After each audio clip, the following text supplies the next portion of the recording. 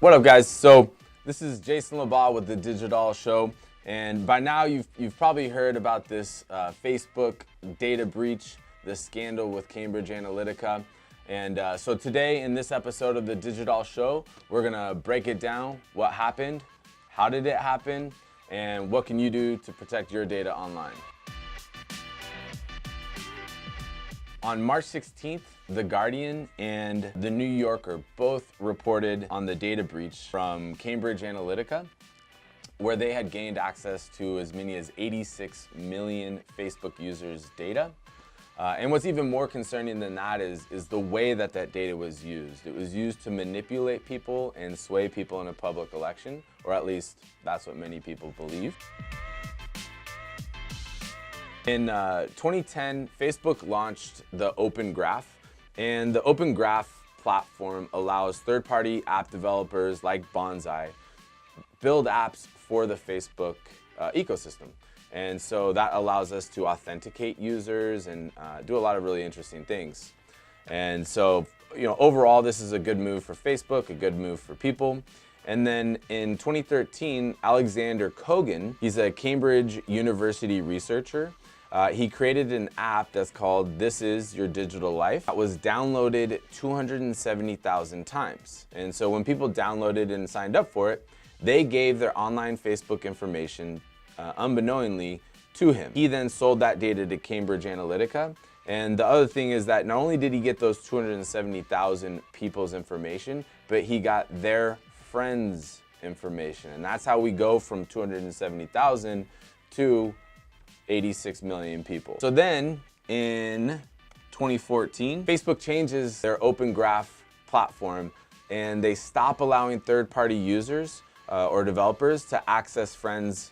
So they realized there was a problem in 2014, made a corrective change, but that data had already, Cambridge Analytica has the data, that point had passed, the data breach happened. And then we started to see this data be used for political gain. So in 2015, Ted Cruz uses Cambridge Analytica data for his campaign. In 2016, Donald Trump's campaign heavily uses Facebook ads that were informed by Cambridge Analytica data.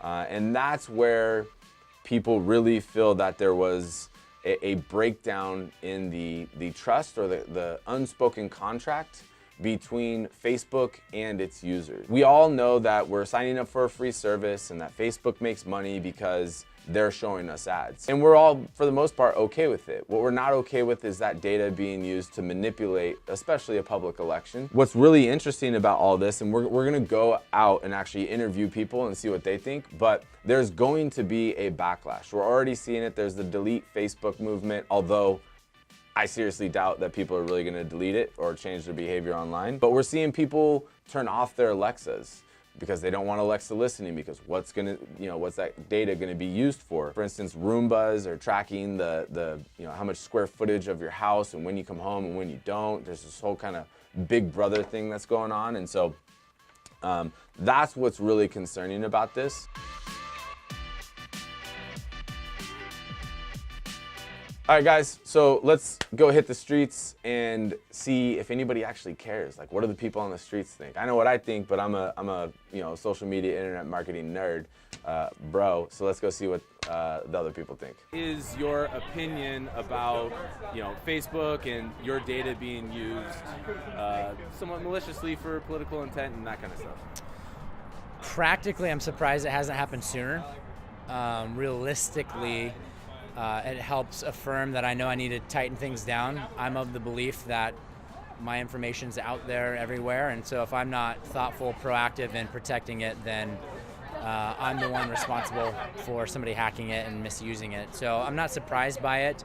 Also realize it's something that we have to embrace. It's the future. We're probably not going to stop this train. So it's more about being proactive and thoughtful. So, in general, what are your thoughts about that happening and the data breach with Facebook? I think we're living in a time that technology is kind of moving at a lot faster of a pace than we know how to secure our information. So I'm not surprised that it happened whatsoever. I think people are kind of creeped out in general by you can talk about something and then something pops up on your feed, and just those, and how you can log into an app and then share your it will share your information directly from Facebook. So I'm not surprised about it. But at the same time, it does feel like you don't know when you are online where your information is going, how much of it is going to anything, and if it's resulting in an election or if it's like a smaller case. Yeah, I don't think it's right to use other people's information, which they include on a site socially, but also at the same time, people are choosing to put what, it's a social site, so whatever you put out there is for the world to see. Interesting. Have you heard about the Facebook and Cambridge Analytica data breach that happened recently? Yes, Okay. a little bit, yeah. General thoughts? A little weirded out, but not extremely. Okay. That's my first impression. Yeah. And are you going to stop using or changing the way that you use Facebook based on this? I'm already not a heavy user of Facebook. I already go on just for family already, so I don't think it's really gonna veer Change me your a behavior. certain way because I'm not an active user, I would say. I'm just a part-time user. Cool. From there, we're gonna go up into this top right-hand corner. We're gonna click on the settings, and then from there, you're gonna see this download a copy of your Facebook data right here. So, and then from there, what you're gonna end up seeing is something like this. So I've already downloaded all mine. So you can see, my hometown, current city, my family, education, my workplaces, music. It's everything that I've, put on my profile. All the pages and groups and things that I've liked are right here, kind of as you would expect. What's especially interesting though is that we'll get into contact info, and there we can see the contact info of a bunch of my friends, which I didn't explicitly tell Facebook that they could do this, although evidently I did. I installed Messenger. It synced up with my contacts, and then they had all that. And then the rest of the stuff is pretty benign. Photos, videos, my friends, messages. These are all the Facebook messages I've had with people, events, security. So applications that I've used, places I've created, that kind of stuff. So most of the data that they have on us is fairly benign.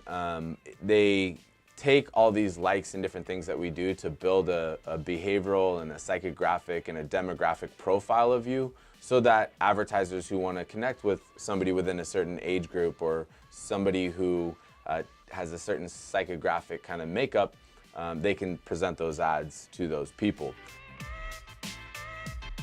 We're going to come right up here to the settings section. Once you're in settings, you'll see there's general security and login. So, the only thing I'd really recommend here is setting up two-factor authentication. It's just going to make sure that your account is that much more secure and it can't be compromised in that manner, or it's less likely to be. And then from there, what we're going to do is take a look at your privacy settings. And so this is where you can say, who can see your future posts or who can review your past posts and all those kind of things. So you'll definitely want to check this out.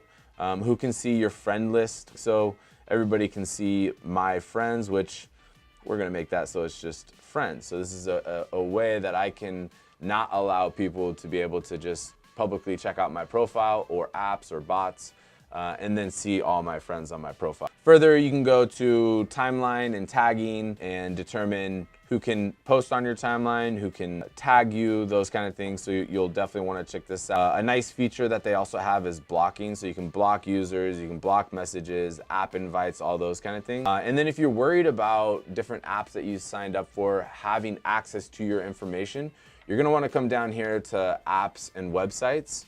And then here you're going to see all the different sites. So like I have 8-Ball Pool, which is a awesome game I play on my iPhone. So they have access to all my information and my friends and all that kind of stuff. Change.org, Glassdoor, Quora, Pandora, like all these sites that I use Facebook to log in with also have access to all my information. So it's important to be aware of that. update your settings here. If you're not comfortable with somebody having access to it, just remove them. All right, guys, so now we know what happened and the events that led up to this big Guardian and New Yorker report. You know, and what you should really take away from this video is yes, how to protect your information and where to go in your Facebook settings and that kind of stuff. But more than anything, you as a user are responsible for the information that you're posting online. Yes, Facebook and Apple and all these companies should have your interests, you know, in mind, but they're out to make a buck. They're out to make money. If that means selling data to some data mining company, people are going to do that. Know that and be smart about what you're posting. Don't post things that could potentially compromise yourself. The onus is on you. It's not on Facebook. So hopefully this is helpful, and hopefully you now know what you can do to protect yourself and your data online. Thank you for tuning in to this episode of the Digital Show. Please be sure to subscribe if you like our videos. Be sure to comment, and we'll jump on there and answer your questions as they come in. So till next time, see you around.